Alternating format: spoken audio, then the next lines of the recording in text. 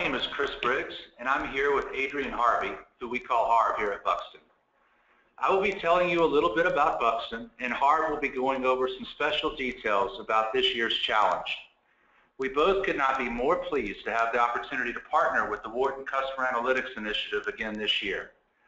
We had amazing project entries last year, so all of you rookies and returning vets have a high mark to live up to.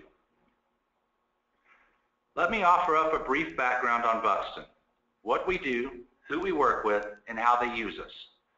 Buxton is a customer analytics firm. At the very core of everything we do is who, where, value. We define who our clients' best potential consumers are. We identify where our clients' best potential consumers are found. And then in the end, and most importantly, we tell our clients the value of their best potential consumers. Using customer analytics the way we do it, we're able to help a large number of retail, restaurant, and healthcare providers, even CPG manufacturers and economic development agencies, understand their customers and improve their business outcomes. There are many ways our clients use our consumer analytics. For instance, private equity firms will hire us for due diligence analysis on existing brands that they might be looking to acquire or merge with. They'll want to know how big that brand could be, what that store footprint would look like, and in the end, what the return on investment would be. We'll help them answer that question very quickly. We'll help other brands understand the way one channel within their portfolio, their business portfolio, impacts another. So say their online retail sales, the way that impacts positively or negatively their bricks and mortar locations. We might help a CPG brand understand merchandise optimization at a store level. So trade area to trade area, store by store, which products in their array and their various categories of products would sell best at any given location. We'll help new restaurant concepts understand what they could look for and what their upside is as they launch those concepts. And then our bread and butter is location sales modeling. This is where we're able to forecast based on our analysis of the customer for any brand what their sales will be at any given point. And this is the challenge, this is what's at the heart of the challenge that's before you again this year. When we're doing that type of analysis, ultimately what we're telling them is how big can they get, and we're telling them what to expect when they get there. And we have developed our own analytics suite called Scout. Scout allows our clients to access customer insights, forecast, market optimizations, and marketing results on the fly 24/7. So from the CEO all the way down to the junior analyst, we help our clients keep their customers at the forefront of their decision making. So with that background provided now, I will hand the discussion over to Harv so that he can review important details regarding this year's Buxton's Challenge. Thank you, Chris. And as Chris just mentioned, I'll talk on some of the high points of the actual project that we'll be going over this semester. So at an overview, retail site selection forecasting is one of the solutions we provide, as Chris just mentioned. We build econometric models to forecast the revenue potential of given locations and potential sites that our clients are interested in. Your objective here will be to build one of these or more than one econometrics model to using the historical performance data that we'll be providing to you along with different variables that we'll also provide for you to use during your analysis. You're expected to summarize your results in a presentation for the client's board of directors. None of these people on this board have taken statistical classes, so you'll need to communicate your results appropriately for your audience. Let's talk a little bit about the background of the client. The client is JoJo's Froyo Dojo. This client has been around since 2011. It's a frozen yogurt shop. All of their locations are corporately owned locations, and they have 132 of those locations with a mission to deliver happiness with a kick. Other notes that would be useful during the project is that JFD offers frozen yogurt on a pay-by-the-pound basis with over 25 different flavors and over 40 different toppings.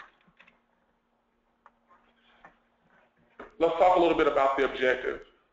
So they've experienced rapid growth in several key markets. Although they've been successful with their expansion efforts, leadership is running out of the easy win locations and need to start identifying areas with high revenue potential. While their initial strategy was aggressive expansion, they're now to a point where they're needing to focus on a more conservative approach towards expansion. The primary objective is to help them find efficiently, help them grow more efficiently by only opening home run locations and high revenue potential locations. The real estate team has identified 5 locations of interest that you've been tasked with providing guidance on what type of decisions to make, whether to move forward or forego these 5 opportunities. You have to build a sales forecasting model based on 2014 sales data that we'll provide in order to predict the future performance of these locations. Your forecast, as well as other factors or data points, should provide a recommendation for these sites of whether or not to pursue them. Let's talk a little bit about the different variables that you'll be receiving. So for one, you'll obviously receive the sales data for 2014, which should be your dependent variable or an influencer of your dependent variable during the model build process. We'll also provide you with site characteristics that are qualitative measures about the actual location. We'll also send competitive variables, demographic information around the vicinity of each of their yogurt shops, a customer value score, which I'll speak to at greater length here shortly, as well as retail and business density data and information. Along with the actual variables themselves, we'll also provide you with a data dictionary. This data dictionary will help give you a brief description and explanation of each of the variables that you'll be receiving in the data packet that we will provide. The variables come in a number of different manners. Many of the variables will be geospatial variables. What that means is the variables that you'll be seeing will be variables that are pulled at a variety of different geographies. These are generally identified with a suffix of either RO or TO.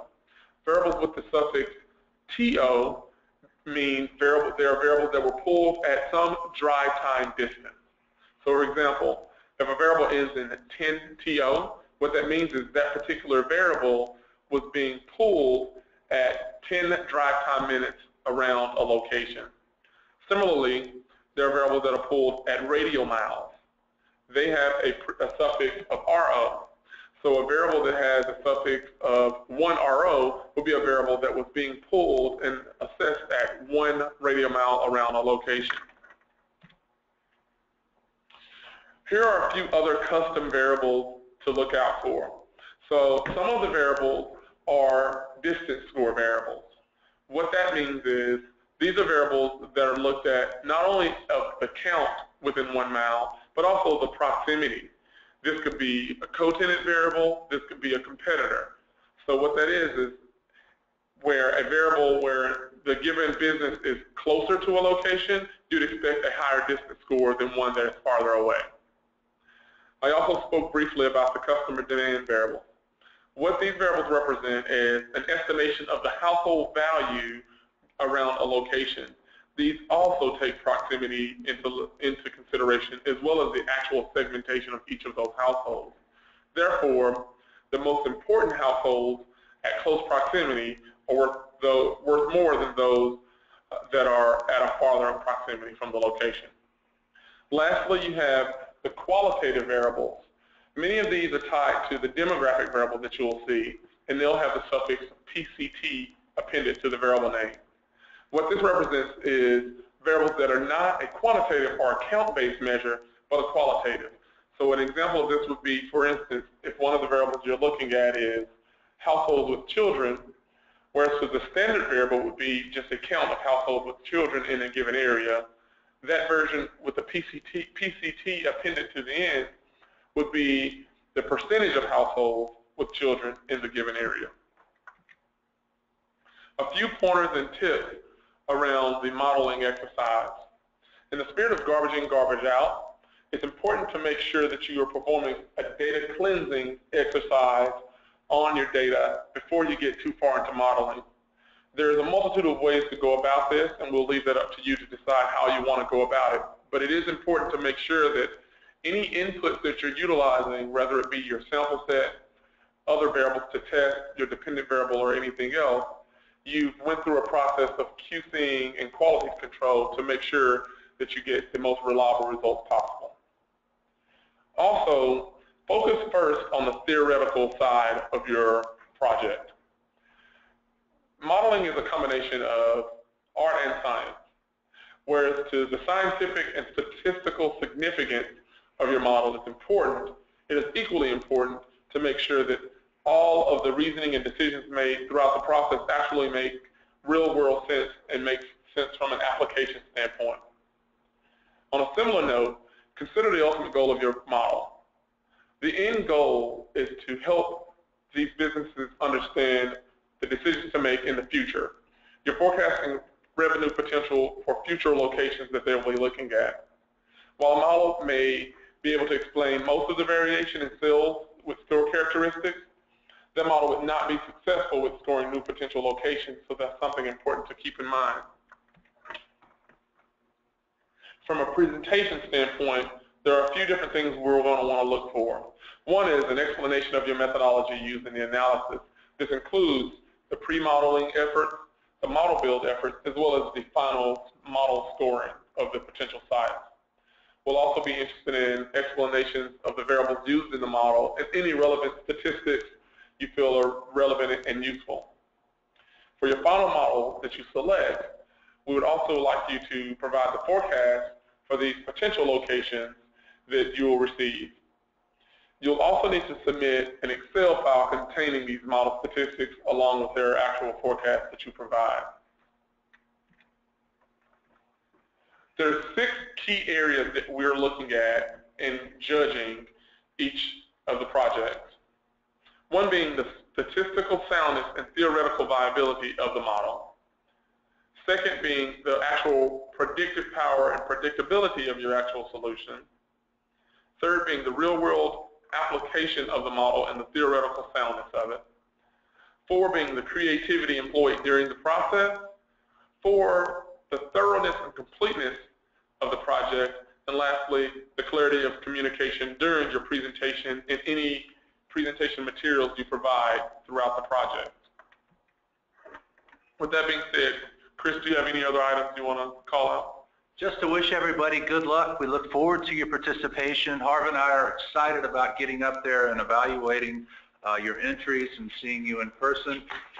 In the interim, if there's any questions, he and I are both available, and also coordinate with Rocco. Good luck, and let's get started.